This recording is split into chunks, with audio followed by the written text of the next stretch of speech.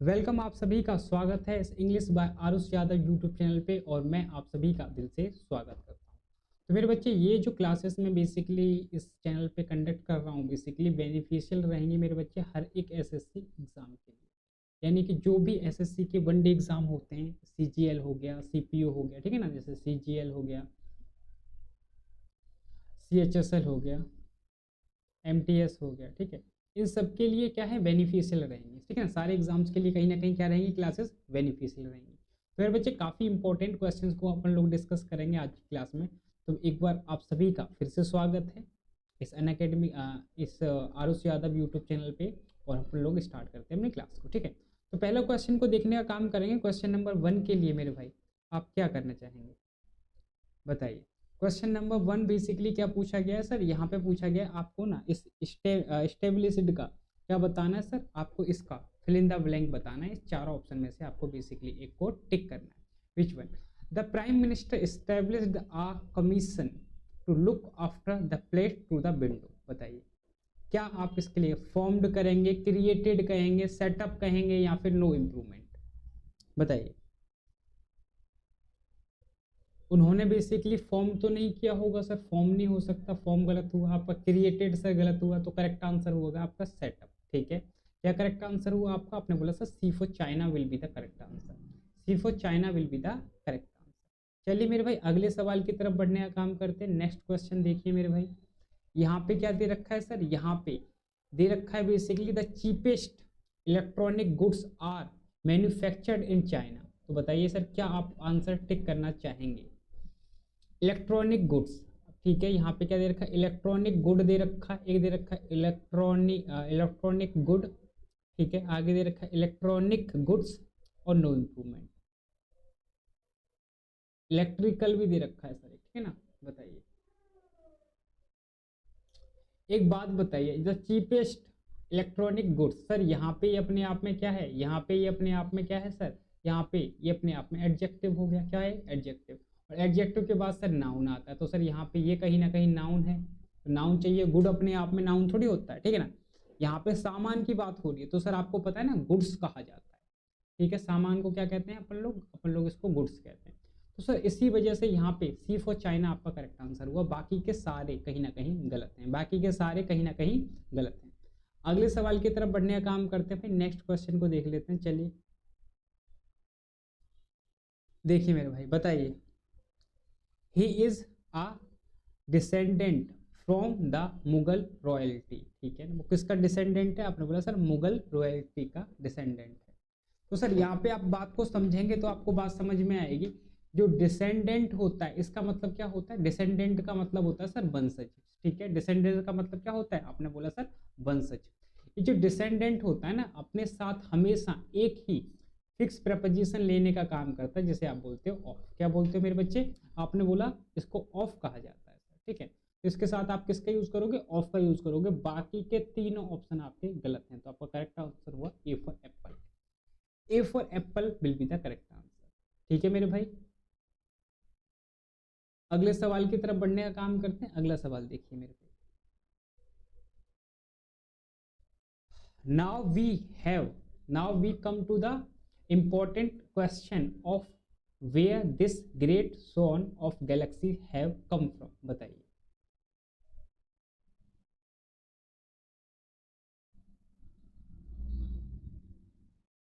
बताइए मेरे भाई। सर आपको एक बात पता है, देखिए मैं यहाँ पे कोई सेंटेंस लिखता हूँ, मैंने बोला राम, ठीक है, एक्सेप्ट हिज फ्रेंड्स हैज या फिर हैव कम। बताइए मेरे भाई, क्या लिखेंगे आप? हैज लिखेंगे या फिर हैव लिखेंगे? तो मेरे बच्चे आपको पता है कि ये जो राम है अपने आप में सब्जेक्ट हो गया सर, क्या हो गया? सब्जेक्ट हो गया अपने आप में। एक्सेप्ट अपने आप में प्रेपोजिशन है। क्या है? प्रेपोजिशन। और प्रेपोजिशन के बाद आने वाला हमारा ऑब्जेक्टिव केस होता है। अगर ये ऑब्जेक्टिव केस है तो सर इससे हेल्पिंग वर्ब का कोई लेना देना नहीं हुआ। तो हेल्पिंग वर्ब का लेना देना किससे हुआ सर? राम से। राम सिंगुलर है तो सिंगुलर हेल्पिंग वर्ब की वजह से आपने हैज को चुनना चाहा, ठीक है ना। तो यहाँ पे क्या बोलेंगे? Ram except her friends has come. तो इसी चीज को अगर मैं यहाँ पे देखूं तो यहाँ पे सर गैलेक्सी दे रखा है। क्या दे रखा है? गैलेक्सीज, ठीक है। मुझे कोई दिक्कत नहीं है, प्लूरल है। इससे पहले क्या आया, ऑफ आया। इससे पहले सर ये अपने आप में सिंगुलर है, ये जो भी पूरा फ्रेज है इसको सिंगुलर बोलेंगे। अगर ये सिंगुलर है तो सर यहाँ पे हैव कहना सेंसेबल नहीं होगा, तो बी फॉर बॉम्बे पे टिक करेंगे अपन लोग, ठीक है। B for Bombay will be the correct answer. जिन्होंने भी बी फॉर बॉम्बे पे टिक किया मेरे भाई उनका करेक्ट आंसर है, ठीक है। चलिए भाई अगले सवाल की तरफ बढ़ने का काम करते हैं, देखिए और बताइए। A lot of money were spent on the Commonwealth Games, बताइए।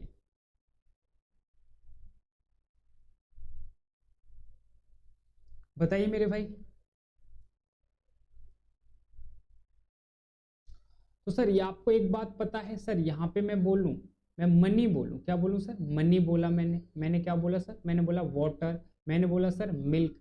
ये जो शब्द होते हैं अपने आप में अनकाउंटेबल नाउन होते हैं, क्या होते हैं, uncountable noun. Sir uncountable noun का मतलब क्या हो, जिन्हें गिना नहीं जा सकता। अनकाउंटेबल नाउन बेसिकली हम उन नाउन को कहते हैं जिनको हम गिन नहीं सकते। अब भैया जिनको गिन नहीं सकते वो अपने आप में कौन सी कैटेगरी में आते हैं, आपने बोला सर वो अपने आप में कहीं ना कहीं सिंगुलर कैटेगरी में आते हैं। उनके साथ हम हमेशा प्लस करने का काम करते हैं, सिंगुलर हेल्पिंग वर्ब।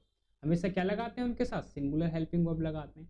तो सर यहाँ पे स्पेंट कहना क्या सेंसिबल होगा, स्पेंट कहना क्या सेंसिबल होगा। यहाँ पे क्या लिखा है, a lot of money was were spent on the Commonwealth games. अब यहाँ पे एक बात समझाओ मुझे, एक बात समझाओ मुझे, ये जो मनी है, क्या मनी किसी टेंस का सब्जेक्ट बन सकता है, ये जो मनी है क्या किसी टेंस का सब्जेक्ट बन सकता है, तो आप बोलेंगे सर नहीं बन सकता, क्योंकि मनी अपने आप में नॉन डूअर है। अगर ये नॉन डूअर तो ये सब्जेक्ट बनने का काम नहीं कर सकता, कहीं ना कहीं ऑब्जेक्ट ही बनेगा। क्या बनेगा, ऑब्जेक्ट ही कहीं ना कहीं बनेगा। तो सर यहाँ पे ऑब्जेक्टिव केस चाहिए, और मनी अपने आप में सिंगुलर काउंटेबल नाउन है, तो इसी वजह से हमें सी फॉर चाइना पे टिक करना पड़ा। C for China will be the correct answer. यहाँ lot of money was spent on the Commonwealth game will be the correct answer.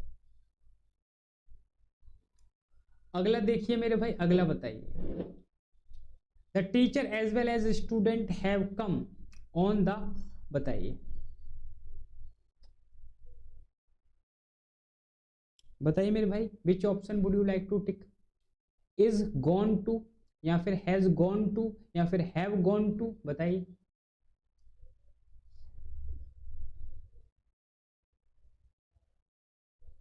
कुछ एक वर्ड्स होते हैं सर, जैसे मैंने लिखा एज वेल एज, एक लिखा मैंने मोर देन। तो सर यहाँ पे अगर आप देखेंगे तो यहाँ पे एक सब्जेक्ट दे रखा होता है और यहाँ पे सब्जेक्ट नंबर 2 दे रखा होता है, सब्जेक्ट नंबर 1, सब्जेक्ट नंबर 2। तो बेसिकली सर यहाँ पे जो हेल्पिंग वर्ब आपकी लगती है, जो आपकी हेल्पिंग वर्ब लगती है वो मेरे बच्चे वो लगती है सब्जेक्ट नंबर 1 के हिसाब से। किसके हिसाब से, आपने बोला सर सब्जेक्ट नंबर 1 के हिसाब से। तो यहाँ पे सर एक टीचर सब्जेक्ट दे रखा है और स्टूडेंट, तो सर यहाँ पे एज वेल एज से जुड़ा हुआ है, तो सब्जेक्ट नंबर 1 के हिसाब से ही हेल्पिंग वर्ब आनी चाहिए। तो हैव कहना गलत होगा, हैज आएगा। क्या आएगा, हैज आएगा। तो आपने बी फॉर बॉम्बे पे टिक किया, B for Bombay will be the correct answer, ठीक है, B for Bombay will be the correct answer. अगले सवाल की तरफ बढ़ने का काम करते हैं मेरे भाई। अगला सवाल देखिए और बताइए।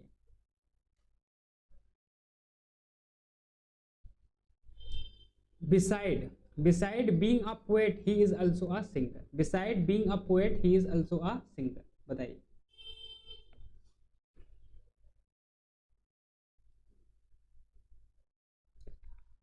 तो सर यहाँ पे अगर आप समझेंगे, अगर आप यहाँ पे समझेंगे तो दो वर्ड आपको पढ़ाए जाते हैं सर, एक होता है बिसाइड और एक होता है सर इसी के अंदर हम कभी ना कभी एस लगा देते हैं, बिसाइड।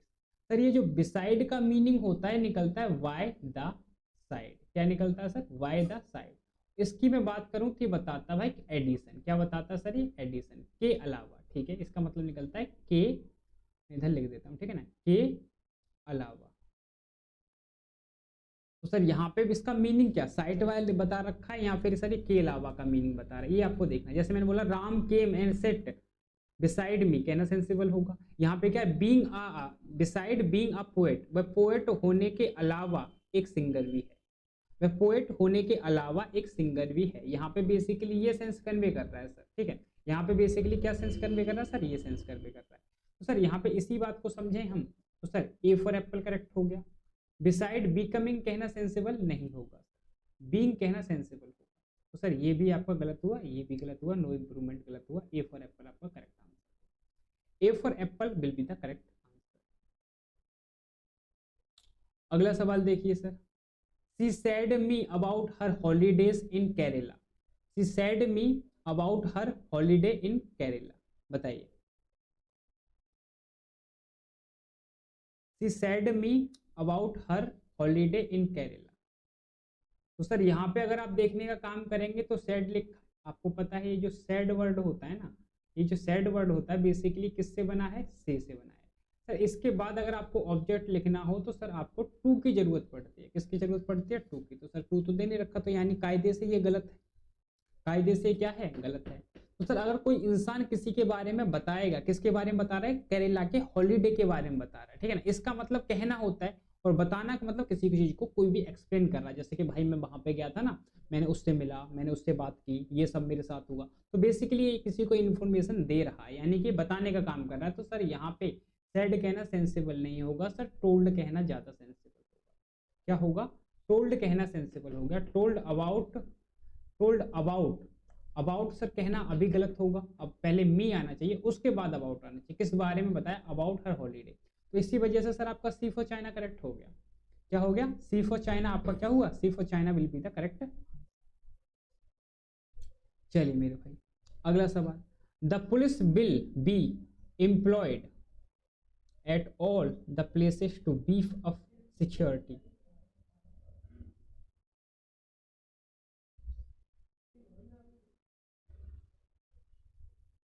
एम्प्लॉय तो नहीं कर सकते ना सर, यहाँ पे बेसिकली पुलिस को अपॉइंट किया गया होगा। क्या किया गया होगा, अपॉइंट किया गया होगा। तो डिप्लॉयड गलत हो गया सर, अपॉइंटेड ही आपका करेक्ट हुआ, बाकी के गलत।